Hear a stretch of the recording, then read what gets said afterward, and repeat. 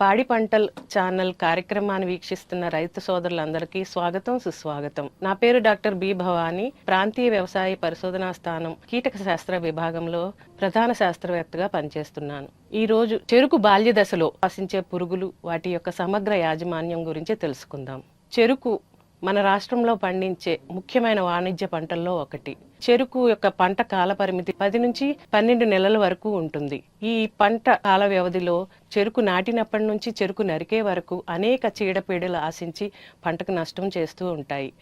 ఈ చెరుకులో సకాలంలో ఈ చీడపీడలను గుర్తించి సరైన యాజమాన్య పద్ధతులు పాటించినట్లయితే చెరుకులో దాదాపు 15 నుంచి 20% వరకు పంట దిగుబడిలో అలాగే రస నాణ్యతలో నష్టం వాటిల్లే అవకాశం ఉంది. చెరుకులో ఆశించే ముఖ్యమైన పురుగులు పీక పురుగు, కాండం తోల్చే పురుగు, అలాగే రసం పీల్చే పురుగులు, నేల ద్వారా వ్యాప్తి చెందే చెద పురుగులు, అలాగే వేరు పురుగులు. ప్రస్తుతం చెరుకు పంట బాల్య దశలో ఉంది. చెరుకులో ఆశించే పురుగుల తీవ్రత పంట దశను బట్టి అలాగే ఆ సమయంలో ఉన్న వాతావరణ పరిస్థితులను బట్టి ఆధారపడి ఉంటుంది. చెరుకు బాల్య దశ నుంచి చెరుకు నరికే వరకు కూడా ఎక్కువగా ఆశించి నష్టపరిచే పురుగుల్లో ముఖ్యమైనది వేరు పురుగు. ఈ వేరు పురుగు యొక్క పెంకు పురుగులు ముదురు గోధుమ రంగులో ఉంటాయి. పిల్ల పురుగులు తెల్లగా సి ఆకారంలో ఉంటాయి. అలాగే శరీరం ముడతలు పడి ఉంటుంది. తొలకరి వానలతో ఈ పెంకు పురుగులు కోశస్థ దశ నుంచి బయటికి వచ్చి రాత్రులందు చెరుకు చెట్ల చుట్టూ ఉన్న వేప, తుమ్మ, రేగు వంటి మొక్కల యొక్క చెట్ల యొక్క ఆకులపైన ఆశించి నష్టం చేస్తూ ఉంటాయి. అలాగే ఉదయం సమయంలో చెరుకు పొలంలోని మొక్క మొదళ్ల దగ్గర గ్రుడ్లు పెడుతూ ఉంటాయి.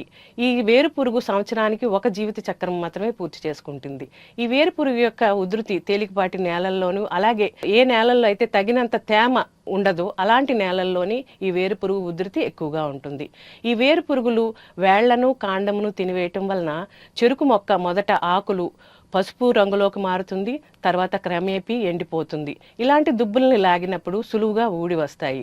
ఈ పురుగు యొక్క ఉధృతి పొలంలో అక్కడక్కడ ముందు కనిపిస్తూ ఉంటుంది. అలాగే పురుగు తీవ్రత ఎక్కువైనప్పుడు పొలమంతా కనిపిస్తూ ఉంటుంది. వేరు పురుగు మొక్క తోటల్లోనూ కార్సి తోటల్లోనూ కూడా ఆశించి ఎక్కువగా నష్టం చేస్తూ ఉంటుంది.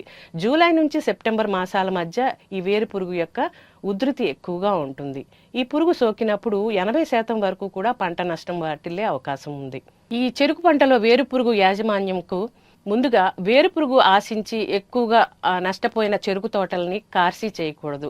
అలాగే పురుగు ఎక్కువగా ఆశించే ప్రాంతాల్లో పంట మార్పిడి చేసుకోవాలి.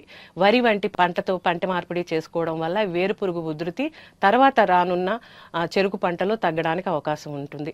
అలాగే చివరి దుక్కిలో ఎకరాకు 200 కేజీల వేప పిండిని వేసుకోవాలి.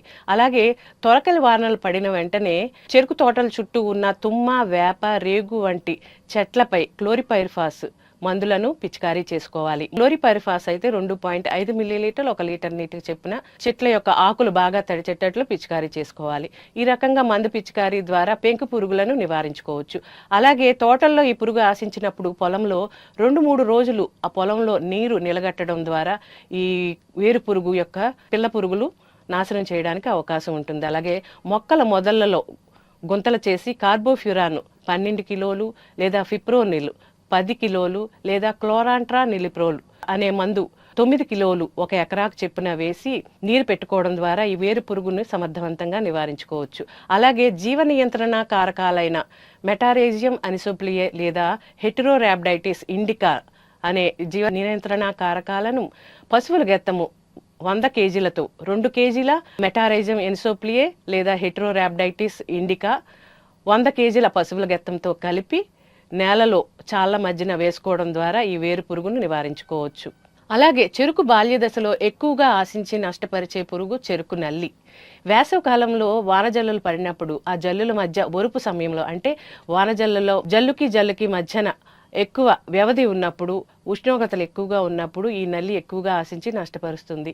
ఈ నల్లులు ఆకు అడుగు భాగాన ఎక్కువ సంఖ్యలో చేరి రసాన్ని పీల్చడం వల్ల చెరుకు యొక్క ఆకులపైన ఎర్రటి మచ్చలు ఏర్పడతాయి.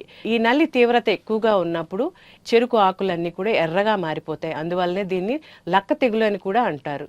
ఈ చెరుకు నివారణకు నల్లి ఆశించిన ఆకులన్నింటినీ తీసి తగులబెట్టాలి.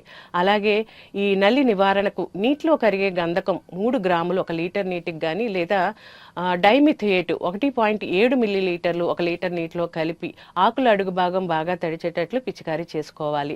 ఈ పురుగు ఎక్కువగా గడ్డి జాతి మొక్కలపై అభివృద్ధి చెందుతుంది కావున పొలం గట్ల మీద అలాగే చెరుకు పంట మధ్యలో కూడా కలుపు యాజమాన్యం చేసుకున్నట్లయితే ఈ చెరుకు నల్లి నివారణ ఉధృతి తగ్గించుకోవడానికి అవకాశం ఉంటుంది.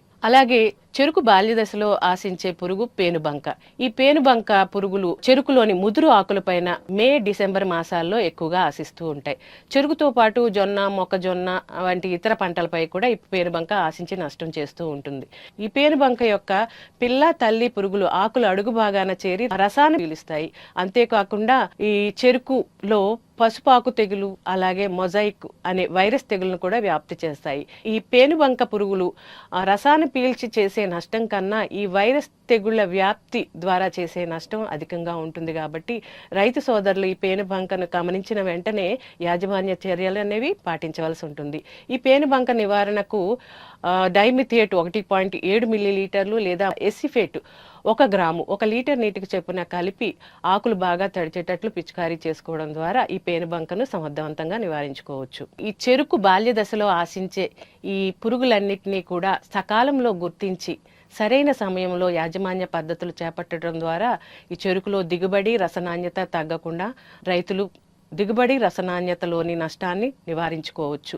ఈ అవకాశం ఇచ్చిన పాడి పంటల ఛానల్ వారికి నా ధన్యవాదములు.